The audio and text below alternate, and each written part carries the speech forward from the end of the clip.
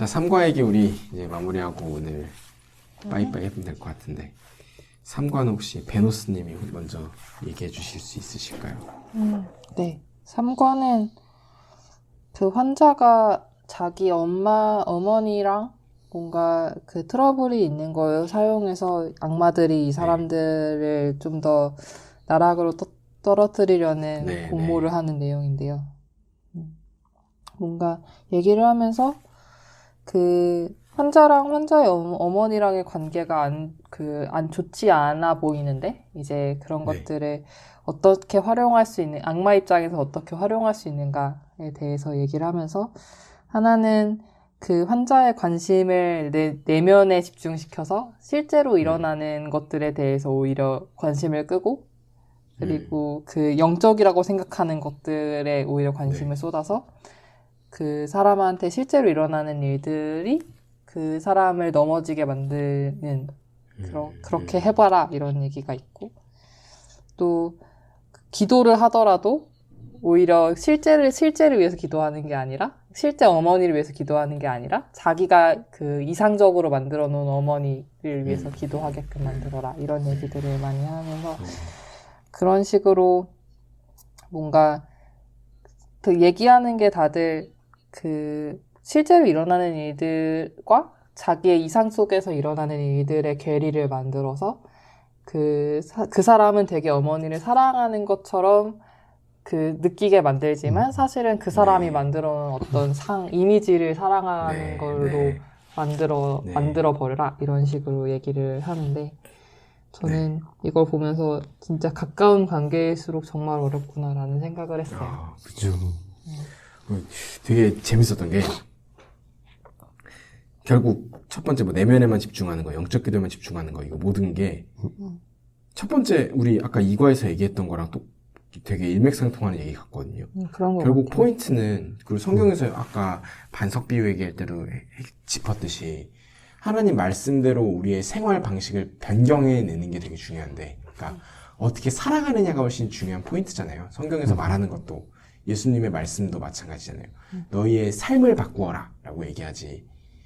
근데 물론 그게 마음을 바꿈으로써 삶이 변화가 되는 거라고 저는 생각을 하지만, 어쨌든 이 삶의 형태가 결국 바꾸는 게 중요한데, 그게 아니라 이제 내면에만 영적인 것, 뭐 기도에만 이런 것만, 영적 기도에만 집중하고 내면에만 집중함으로써 실제로 삶의 변화가 하나도 안 나타나면 그거는 전혀 우리가 하나님과의 관계에서 혹은 신앙생활 내에서 유익이 아니다 라고 포인트를 짚는 게 되게 이제 이거와 연결해서 날카로운 지적이었던 것 같고, 그다음 또 베노스님이 얘기해 주신 그 기도의 대상과 실제 대상을 분리해낸다는 게 진짜 소름 끼쳤어요. 네. 그렇죠.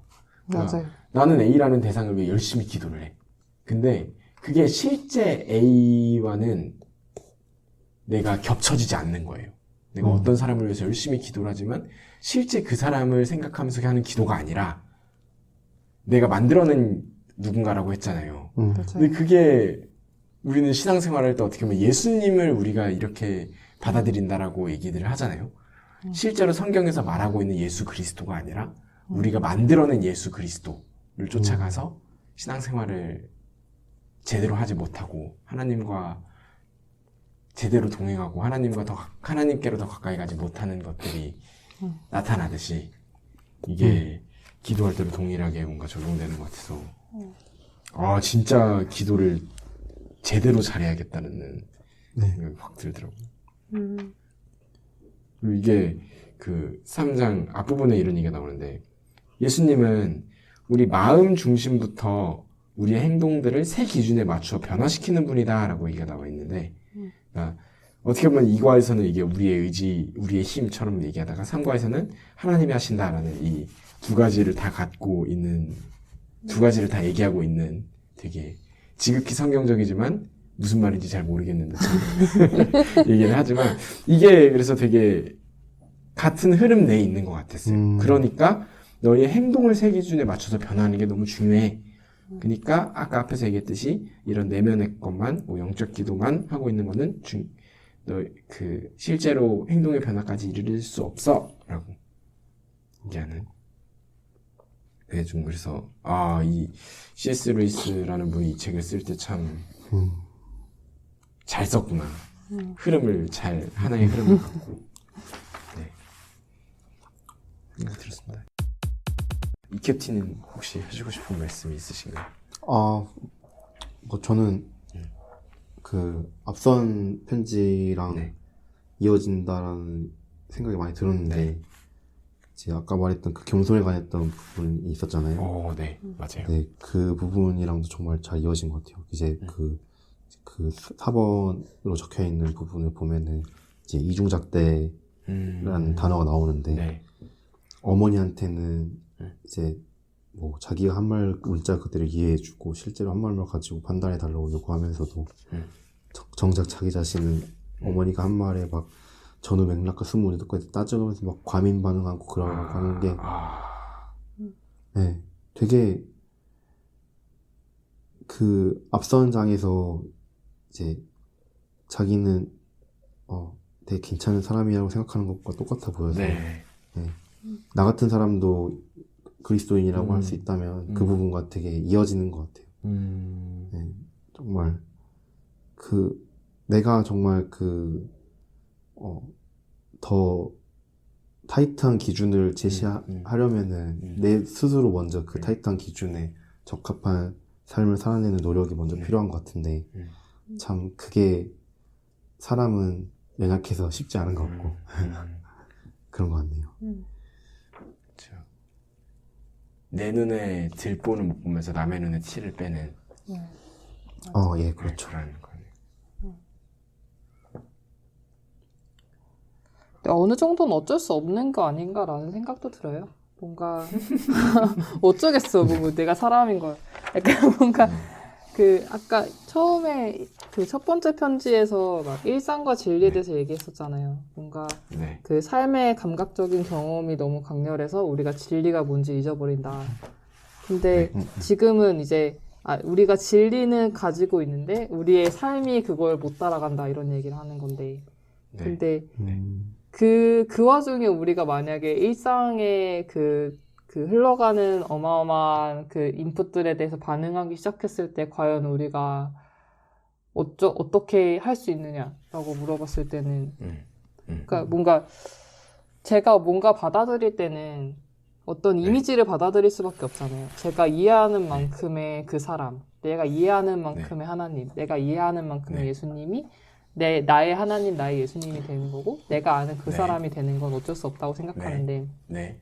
문제가 되는 거는 그게 다라고 생각했을 때 문제가 되는 것 같거든요. 그러니까 내가 뭔가 내가 아는 토르님, 내가 아는 캡틴님이 있을 때 뭐 당연히 내가 어떤 사람을 다 알 수는 없으니까 우리는 사람을 대할 때는 되게 그 사람의 의외의 행동을 했을 때 배신감을 느끼고 실망감을 느끼더라도 내가 모르는 그 사람이 있었네라는 생각을 할 수밖에 없는 그런 건데 근데 내가 가진 이미지대로 그래서 그 사람을 봤을 때 그 둘이 내가 가진 이미지랑 그리고 진짜 그 사람이랑의 괴리는 점점 좁혀지면 좋겠지만 어쩔 수 없이 있을 수밖에 없는데 근데 그걸 가지고 뭐라고 하면은 나는 루이스 행님한테 뭐라고 할 거야. 이런. 그죠. 그거는 뭐라고 하면 안 될 것 같습니다. 그러니까 근데 저도 뭔가 생각이 드는 게 아까 베노스님 말씀하신 것처럼 그거를 생각하고 있는 게 중요한 것 같네요. 내가 틀릴 수도 있다. 그렇죠. 내가 아는 게 전부가 아니다. 라는 걸 인정하는 게 되게 중요한 것 같은 게 이 책에서도 그 얘기하잖아요. 아까 뭐 어머니와 아들의 이제 말다툼을 할 때 나는 내가 말한 말에 대해서는 단어 자체로만 이해해 주길 바라고 상대방의 말은 막 어조, 문맥, 뭐 의도를 다 이제 꼬치꼬치 해서 왜 이렇게 얘기하지? 막 이렇게 생각하게 한다는 게 결국 그래서 어떻게 되는 거냐면 이제 말다툼 벌어질 때마다 나는 잘못이 없다고 굳게 확신하게 해서 나는 그러니까 아까 난 맞고 넌 틀려처럼 나는 이런데 왜 저 사람은 저래? 저 사람 이상한 거 아니야? 막 이렇게 해서 먼저 불쾌한 말을 뱉어놓고도 이제 서운하게 느끼도록 진짜 웃기게 사탄이 이끌어간다고 하는데 악마가 진짜 그런 것 같아서 무서웠어요. 그러게요. 뭔가 관계가 진짜 어려운 것 같다는 생각을 하게 되는 것 같아요. 어렵죠. 그게 근데 왜 어렵냐고 생각했을 때 내가 생각한 대로 내 세계에서 사는 거는 사실 쉬운 일일 것 같은데 고립돼서 아무런 인터랙션도 없이 내 생각대로 나는 맞아라고 했을 때 사실 다른 기준을 가진 사람이 없으면 내가 맞다고 태클 걸 생각하는 사람도 사람이 살수 없죠. 있죠. 네, 근데 다른 기준을 가진 다른 사람이 있기 때문에 내가 얼마나 틀렸는지, 내 이상과 나의 현실이 얼마나 괴리가 큰지를 그때 알게 되기 때문에 관계가 어려운 것 같다는 생각이 들어요. 뭔가 내가 교만한지 내가 겸손한지도 사실 다른 사람과의 인터랙션이 없으면 알 수 없는 일인 것 같고, 내가 내 생각과 제 이상과 제 지금의 현실, 그러니까 내 영혼이 바라는 그것과 내 입신이 얼마나 약한지에 대한 또 무언가를 했을 때야 알 수 있는 것 같다는 생각도 들어요. 근데 그게 가장 우리한테 와닿는 게 우리가 뭐 다울처럼 선교를 다니고 막 핍박을 받고 이런 상황이 아닌 이상은 제일 가까이에 남아있는 게 다른 사람과의 관계가 아닌가라는 생각도 드네요. 어렵네요. 네. 어렵죠. 아까 힘겨운 실천이라고 했잖아요, 우리. 이게 그 글자만 보면 아무 말도 아무것도 아닌데 되게 그 뉘앙스에 따라서 달라지는 그게 되게 어려운 포인트인 것 같아요. 맞아요. 이게 맞아요. 말이라는 게 진짜. 맞아요. 잘했네. 맞아요. 잘했네. 와, 잘했네. 와, 이거랑. 진짜 잘했다. 맞아. 잘했네. 다 다르니까. 야 미쳤다 이거랑 야 미쳤냐 이거랑 그쵸. 다르니까. 그렇죠. 어려워요. 그래서 저는 이걸 보면서 그 말씀이 떠오르더라고요. 그 예수님이 황금률 말씀하시잖아요. 너희가 대접받고 싶은 대로 대접해라. 그러니까 결국 자기 자신을 돌아보는 게 되게 중요하다는 게 요 1, 2, 3과 다 보면서도 그러니까 다른 사람이 안 좋은 모습들 혹은 다른 사람이 내 기준에 어긋나는 모습들 혹은 다른 사람이 내가 틀리다고 생각하는 모습들을 발견했을 때 나는 어떠한가를 생각하고 돌아보는 게 진짜 중요한 것 같은데 사탄은 그거를 못하게 막는구나라는 생각이 들었던 것 같아요. 그러니까 뭐 말다툼도 마찬가지고 내가 말했던 거는 저 사람에게 어떻게 받아들여졌을까 이런 거를 생각을 한다면 당연히 이제 뭐 회개하고 관계가 달라질 수밖에 없을 것 같은데 혹은 뭐 그 아까 이과에서 말했던 겸손 얘기도 마찬가지처럼 뭐 나 같은 사람도 그리스도인이라고 하는데 뭐 이런 생각들 근데 이런 생각들을 하는 게 참 어렵다 그런 생각이 드는 맞아요. 거네요. 상대방의 입장에서 생각을 하면 좀 좋은. 역지사지. 오늘의 결론인가요? 아이고 말씀에 대한 순종이기도 하죠. 맞아요. 다른 사람이 나에게 해주면 좋겠는 거를 내가 먼저 해줘라. 그게 되게 모세 율법을 뒤집은 것 같잖아요. 뭔가 네, 맞은 만큼 맞아요. 때려라. 맞아요. 맞은 만큼 때려라를 약간 받고 싶은 만큼 줘라라는 걸로. 와우. 와. 놀라워라. 놀랍네요. 네, 진짜 놀랍네요. 관계를 세워감에 있어서 진짜 중요한 포인트인 것 같아요. 그렇죠. 네. 그게 없는 사람과는 트러블이 없을 리 없을 수가 없어요. 근데 그 말씀이 제가 오늘 누가복음을 봤거든요. 누가복음에 그 말씀이 나온 건데 대접하고 싶은 대로 대접해라. 근데 그 말씀에 그것도 똑같이 나와요. 원수를 사랑하고 그 뭐 속옷을 달라 하면 겉옷까지 내어주고 막 이런 얘기들 하잖아요. 오른뺨을 맞으면 왼뺨을 돌려대고 뭔가 이런 기도해라. 그러니까 원수를 위해 기도해라. 이런. 근데 그게 동일한 말씀이에요.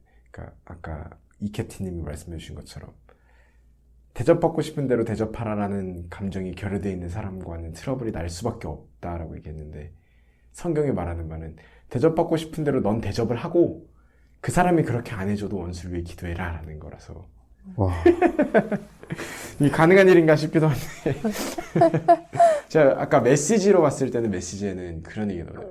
그렇게 살면 결코 후회하지 않을 것이다 라는 식의 표현이 있었거든요. 와, 과연? 미쳤다. 그래서 내 믿음이 없구나 네, 그러네요. 메시지에서는 이렇게 써 있었어요. 내가 장담한다. 절대로 후회하는 일은 없을 것이다. 와. 그래서 우리 아버지께서 친절하시니 너희도 친절하여라. 이런 얘기를 하고 있어요. 와, 네. 너무나 어마어마한 걸 바라시는 거죠. 와, 요즘에 니체 막 이런 거를 보는데 네. 되게 뭔가 그 기독교 철학에서 기독교가 하락세를 타기 시작한 이유 중에 네. 기독교가 너무 많은 거를 사람한테 요구했다. 아. 그래서 모든 사람이 어떻게 살아도 죄책감을 느낄 수밖에 없게 만들었다. 아. 라는 말이 있었는데 그러니까 율법의 무게를 더 늘려서 음. 더 인간이 못 지는 율법을 만든 듯한 뉘앙스네요. 그런 느낌. 그러니까 뭔가 네. 자기가 죄인인 걸 자각하는 데서 시작하는 거잖아요. 네. 내가 그쵸. 무슨 율법대로 살았어도 심지어 내가 죄인일 수 있다는 거를 인정하는 데서 네. 시작하는 거니까. 네.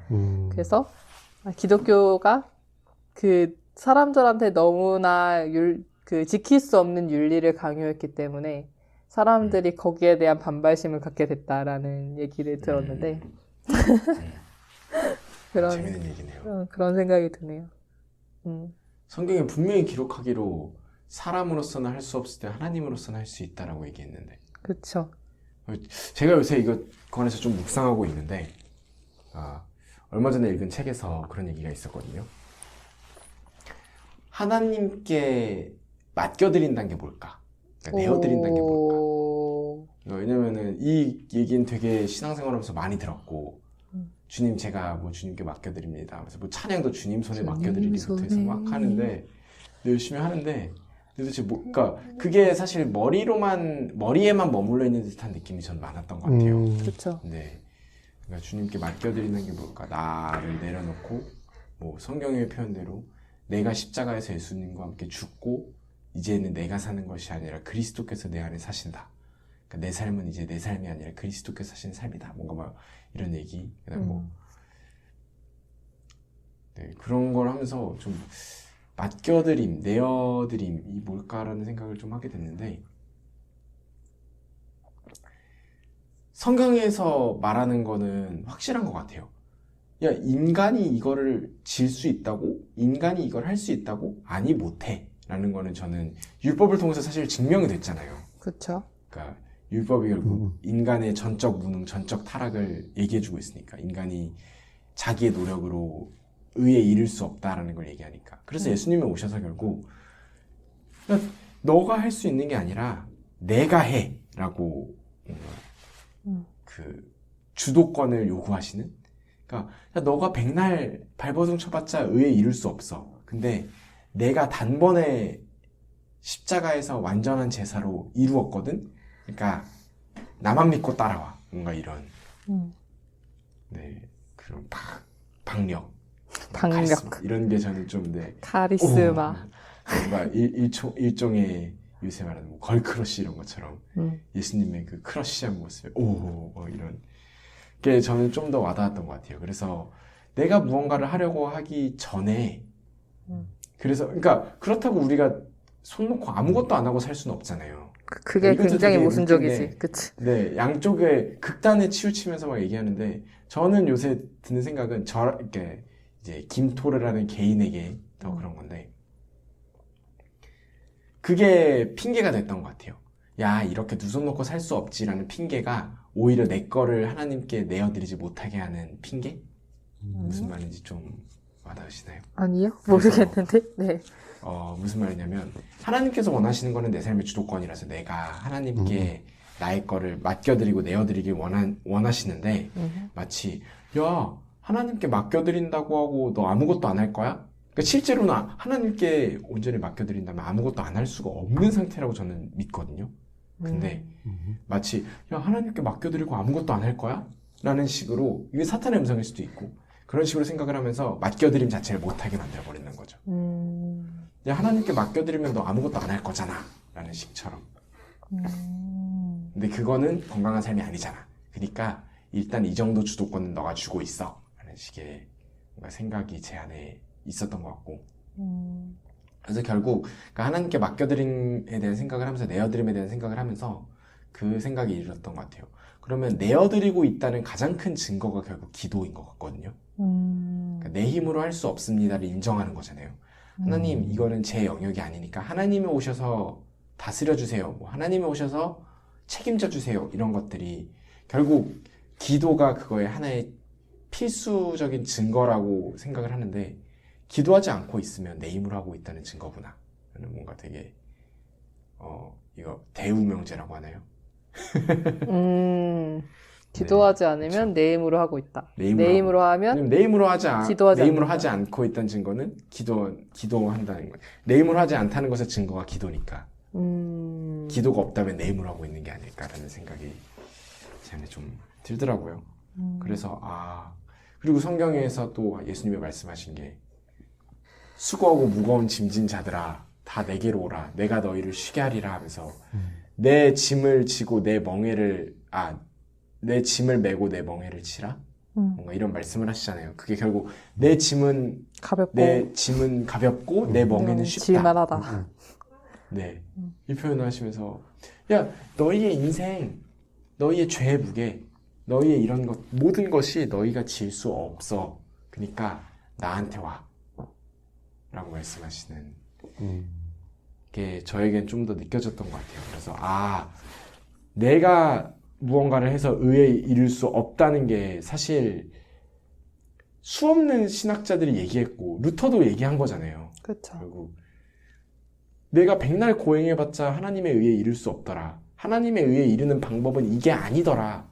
믿음으로 이르는 하나님의 의더라 라는 게 분명히 종교개혁 때도 얘기를 수도 없이 했을 텐데 니체를 포함한 우리들의 마음 안에서 생각이 우리가 이런 거를 해야만 의에 이를 수 있다라고 뭔가 변질된 것 같은 생각이 좀 들더라고요.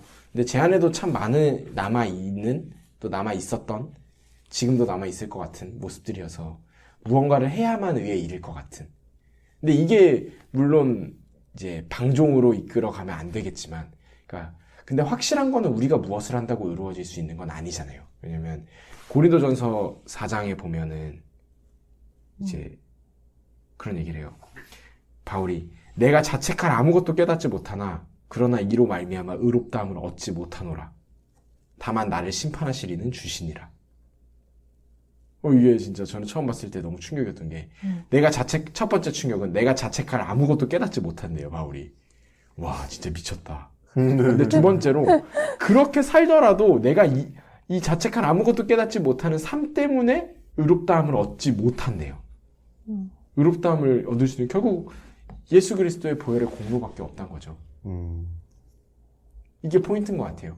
우리가 하나님 앞에서 바울이 얘기한 자책할 아무것도 깨닫지 못하는 삶에 이르는 그러니까 예수 그리스도의 완전한 장성한 분량에 이르는 것도 굉장히 중요하다는 얘기를 우리가 1, 2, 3과에 거쳐서 열심히 했는데 근데 이게 우리의 의를 보장해 주는 게 아니다. 이게 우리의 의에 이르게 하는 게 아니라 결국 의에 이르는 거는 예수 그리스도 보혈의 공로 하나뿐이다. 라는 게 성경이 정말 또렷하게 수도 없이 많이 반복하여 얘기하고 있는 내용인데도 우리 안에 진리로서 받아들이지 못하고 있는 내용이 아닌가 하는 생각이 좀 들었습니다. 그래서 너무 신기해요. 이런 거 볼 때마다 진짜 수도 없이 예수님도 바울도 하나님도 수도 없이 성경에서 말했는데 쏙 빼먹고 까먹고 있는 이것도 뭔가 삶의 경험이 너무 강렬하기 때문인 것 같아요. 내가 그렇게 못 사는 건 내 현실인데 내가 구원받았다는 건 어떤 이상적인 거잖아요. 네, 맞네요.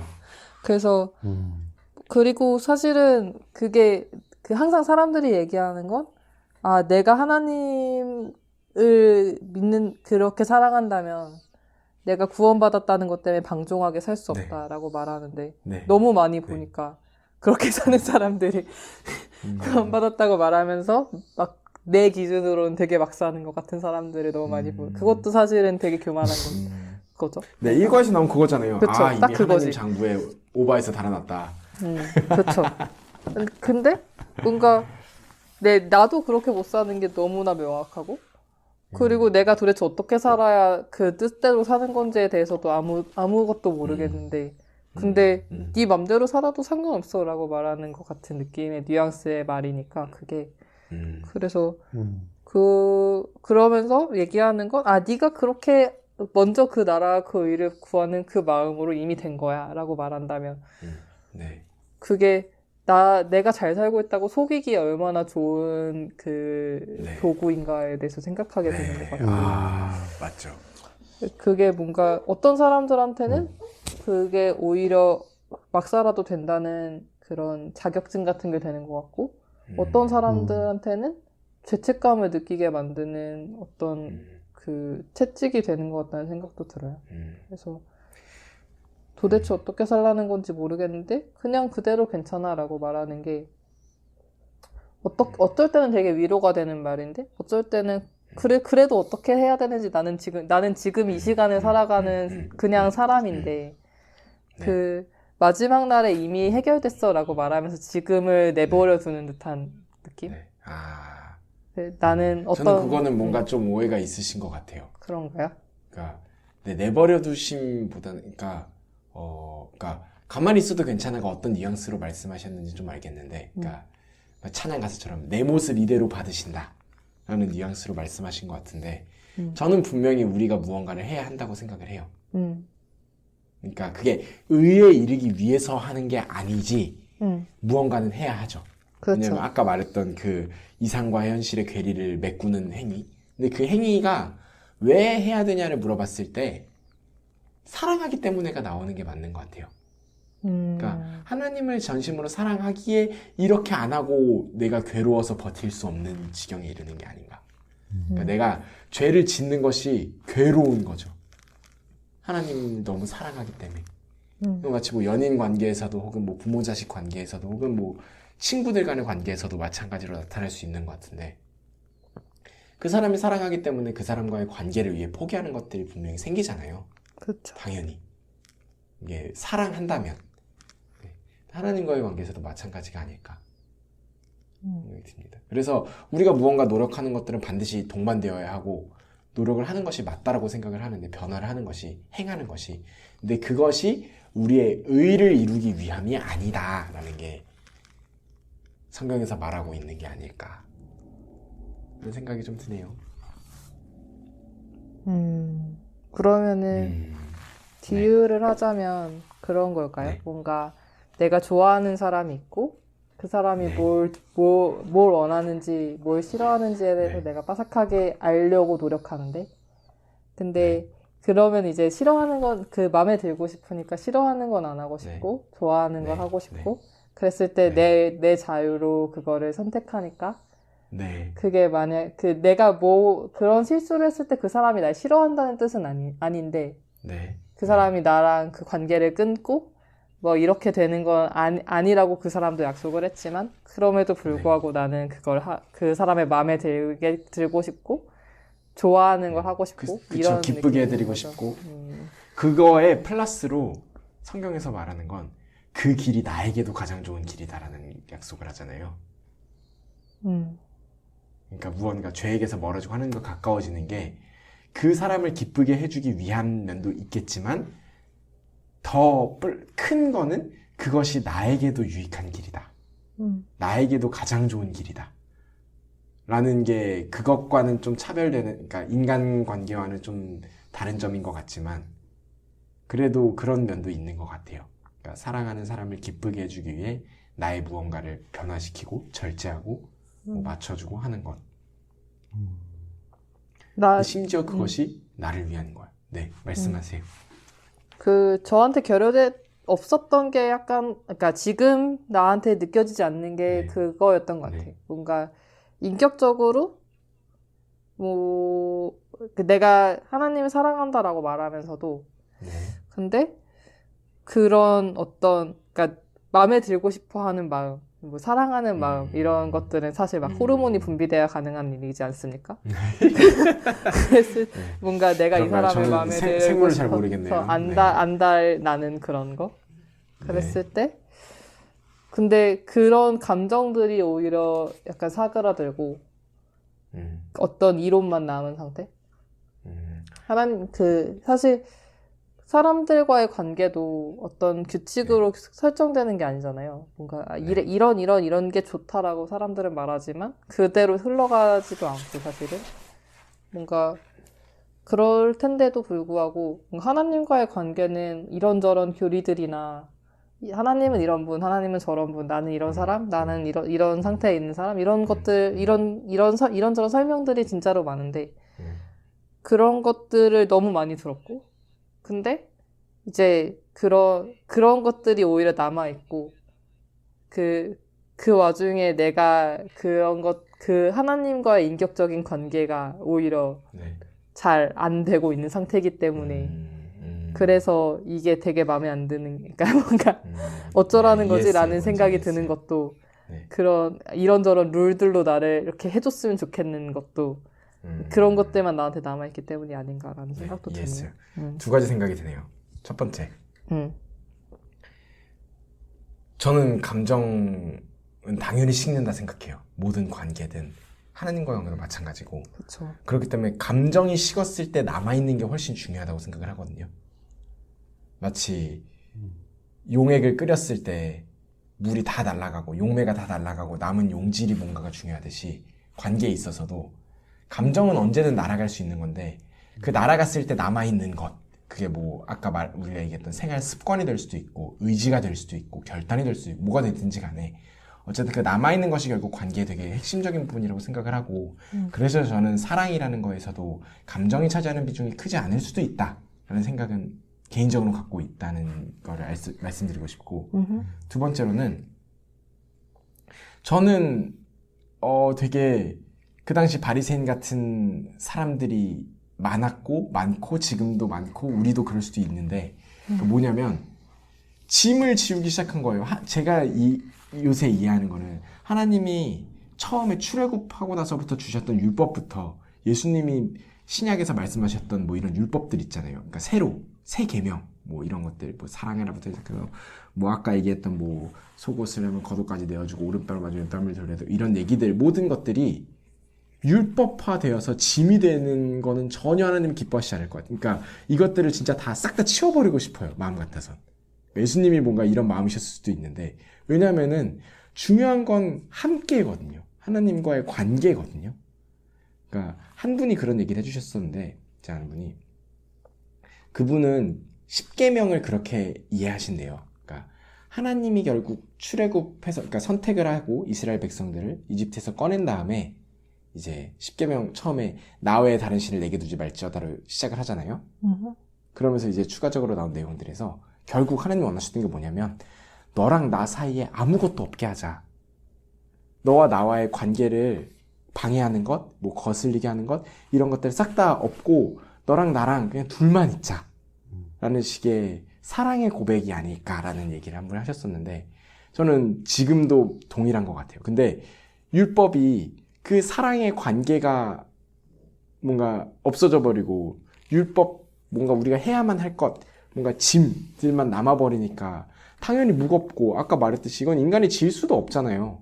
인간이 도저히 감당해낼 수 없는 무게의 짐을 강제로 지우는 것만 같으니까 이게 관계가 기반이 됐을 때 자연스럽게 하나님과의 관계를 위해 우리가 나타나는 혹은 따라가기 위해 해야 되는 것들이 아니라 그 앞에 것은 빠져버렸고 관계와 사랑이 빠져버렸고 당연히 의무만 남아버리면 그건 당연히 우리가 짊어질 수도 없고 하나님이 처음에 말씀하시고 원하셨던 것도 아닌 것 같아요. 그래서 예수님이 오셔서 바리새인들한테 뭐라고 하고 혼내셨던 것도 이게 아닐까. 야 너희는 왜 니네도 못 질 짐을 남한테 지우게 하느냐. 나는 짐을 지우러 너희한테 온 것이 아닌데. 근데 이게 수많은 뭔가 인간의 오해와 하나님에 대한 바르지 못한 이해와 그 다음에 이런 바리새인 같은 성향들과 혹은 또 인간이 기브 앤 테이크가 익숙하잖아요. 우리가 무언가를 해야 무언가를 얻는다. 그러니까 은혜에 익숙하지 않고 삭스에 익숙한 사람들이기 때문에 이런 하나님에 대한 오해들, 신앙에 대한 오해들이 우리 안에 많이 남아있는 게 아닌가라는 생각이 좀 들긴 하네요. 근데 저는 생각했을 네. 때 그 네, 감정이 식을 수밖에 없다는 건 저도 동의하고, 네, 그리고 그랬을 때 그 제 습관으로 남아있는 게 중요하다는 것도 동의하는데, 그러니까 제가 삶을 살아가는 처음에 동기부여가 어떤 것으로 뜨겁게 불타오르는 무언가였어도 네. 결국에 남는 거는 저한테 습관처럼 남아있는 어떤 익숙해진 무언가라는 거는 동의하는데, 네, 그랬을 때 그것과 율법이 뭐가 다른지는 사실 잘 모르겠거든요. 그러니까 제가 이렇게 아, 해야 저는 된다는 그런 네, 것들이 남아있잖아요. 네, 근데 이렇게 해야 되는 것, 이렇게 해야 된다, 이렇게 해야 된다. 내가 하나님과의 관계에서 이렇게 했었다. 내지는 이렇게 하는 것이 옳다라는 어떤 네, 습관들이 네, 이렇게 네, 사실 바리새인들도 그렇고 네, 처음에는 개인적인 습관이었어도 어떤 공동체적 네. 습관으로 남았을 때 그게 네. 율법이 되는 거라고 네. 저는 생각했는데, 네. 바리새인들의 율법이 그랬다고 생각했는데, 그랬을 때 이제 다른 사람한테 강요하는 건 무조건 문제가 되는 건 맞는데, 그 율법이. 네. 근데 제 안에 남아있는 어떤 습관들과 네. 그게 사실 저를 정죄하는 무언가인 건 또 네. 맞거든요. 맞는데, 아, 이해했어요. 근데 그 습관들과 그리고 우리가 그러니까 더 이상 정죄하지 않겠다고 말했는데 정죄하는 그 율법과 뭐가 다를까에 대해서는 사실 잘 모르겠다. 아, 저는 겉으로 드러나는 건 동일할 거라 생각합니다. 거의. 율법과 우리가 습관이. 근데 그 관계가 남는다면 의미를 다르게 생각하게 되는 게 아닐까. 그러니까 무슨 말이냐면, 그러니까 감정이 식더라도 다시 살아날 수도 있고, 뭐 처음 같지 않을지라도, 그게, 매일매일 그래서 우리가 하나님과의 관계가 되게 필요하다고 생각을 하는 건데, 부모님만 생각해도 간단하게 마찬가지잖아요. 부모님이 항상 마음에 들지 않고, 부모님도 뭐 우리에게 항상 마음에 들지는 않겠고, 뭐 꼴도 보기 싫을 때도 있고 하겠지만, 결국 그 안에서 남아있는 무언가 습관들이나 표현들이나 이런 것들이 감정이 아예 0이 됐다라고 말할 수는 없잖아요. 그러니까 표현이나 습관들만 남고 감정이 0이 됐다라고 말할 수는 없잖아요. 그렇죠. 뭔가 베이직한 것들은 남아있고 그것들이 더 잦은 관계를 통해 뭐 발전이 되고 또 자라나고 한다고 생각을 하는데, 그러니까 감정의 종류도 뭐 여러 가지라 생각을 하고 처음과 같은 거는 없어질 수도 있고 뭐 안 없어질 수도 있다고 생각을 하지만 그 날마다 쌓이는 관계 혹은 지속되는 관계가 그 율법 혹은 습관 혹은 남아있는 무언가를 의미 있게 만들어주는 것 같아요. 그러니까 겉으로 보여지는 건 진짜 동일할 수 있어요. 그러니까 강제로 책임과 뭔가 의무와 당위로만 지게 해서 만들어낸 습관과 사랑하기 때문에 만들어낸 습관이 동일할 수는 있겠지만 그게 의미를 갖는 게 다르지 않을까. 이 관계 베이스가 된다면. 그래서 우리가 날마다 하나님과의 관계로 나아가야 되는 게 아닐까라는 생각이 좀 드네요. 여보세요? 여보세요? 네. 날마다 그리고 저희의 하나님과의 관계까지 듣고 끊겼어요. 아, 왜냐면은 이 배터리가 거의 다 단 것 같거든요. 아, 그렇군요. 여기 소리가 들리는 것 같은데? 아쉽. A few moments later. 잠시만요. 배터리가 지금 잠깐 꽂아놔서 또 됐어요. 제가 마무리 지을 정도는 충분히 돼요, 이제. 이것까지 넣어야겠다. 여보세요? 여보세요? 네, 이제 네. 마무리 지을 정도 충분히 돼서 네, 마무리 멘트하고 제 마무리를 짓도록 하겠습니다. 네. 그래서 저희 스크루테이프의 편지부터 시작해서 네, 뭔가 흐름을 따라 쭈루루룩 왔는데 오늘은 시간도 많이 됐고 네. 여러 가지로 해서 다음에 4, 5, 6장 할 때 또 이어서 다른 주제들 생각하는 거 있으면 얘기해 보도록 하고요. 네, 오늘은 여기까지 하면 오늘 이캡틴님이 말씀을 많이 못 하셔서 마음에 걸리는데 그러게요. 다음 시간에 지분을 많이 드리는 걸로 저는 괜찮습니다. 네, 하고 마무리를 짓도록 하겠습니다. 와. 마무리 멘트 그럼 어떻게 저희 한마디씩 오늘 어땠는지 얘기하고 아, 고생하셨습니다 좋습니다. 하고 끝나면 될 것 같은데요. 네, 좋습니다. 저부터 할까요? 네. 오랜만에 이렇게 막 신앙적인 얘기들 하게 돼서 너무 좋았고요. 네. 그리고 뭔가 그 사람들과의 교제가 자기가 어떤 상태인지를 깨닫는 좋은 그 척도가 되는 것 같다는 생각을 지금 하는데, 아까 네. 그 이과 얘기할 때도 얘기했었던 네. 것처럼, 근데, 그러니까 3과 얘기할 때 얘기했나? 어쨌든, 그랬을 때, 네, 어쨌든. 오늘도 얘기를 하면서, 지금 토르님이랑 얘기하면서, 또 캡틴님이랑 얘기하면서, 저의 상태에 대해서 좀 더 그 얘기를 하면서 정리되는 무언가가 있었던 것 같아요. 그래서 네. 뭔가 어떤 제가 옳다고 생각하는 것, 그르다고 생각하는 것에 대해서도 조금 생각하게 되고, 또 다른 사람을 평가하는 거에 대해서도 생각하게 되고, 제 안에 약간 율법주의 같은 거에 대해서도 생각하게 돼서 좋은 시간이었던 것 같습니다. 네. 토르님. 님이 토르님이에요. 아, 제가 토르님이군요. 네. 캡틴님.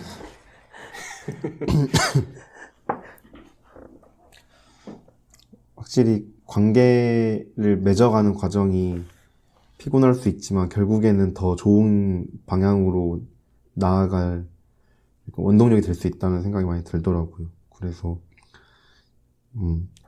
약간 이중잣대가 있을 수밖에 없지만 그 서로의 잣대를 뭔가 그 서로 견주어가며 뭔가 비교해가며 그것의 잘못된 부분을 알아갈 수도 있는 것 같고, 확실히 우리가 혼자서는 할 수 없구나라는 생각이 많이 드는 것 같아요. 그래서 정말 유익한 시간이었던 것 같습니다.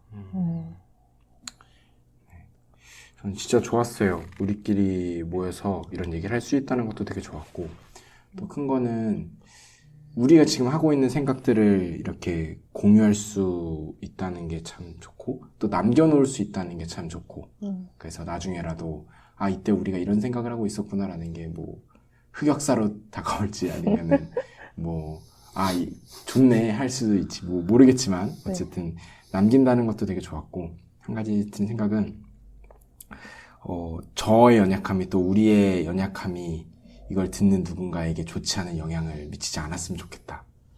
네. 우리의 이런 얘기들과 고민들이 그냥 우리는 이런 고민을 하고 있습니다. 또 우리는 이렇게 생각하고 있습니다.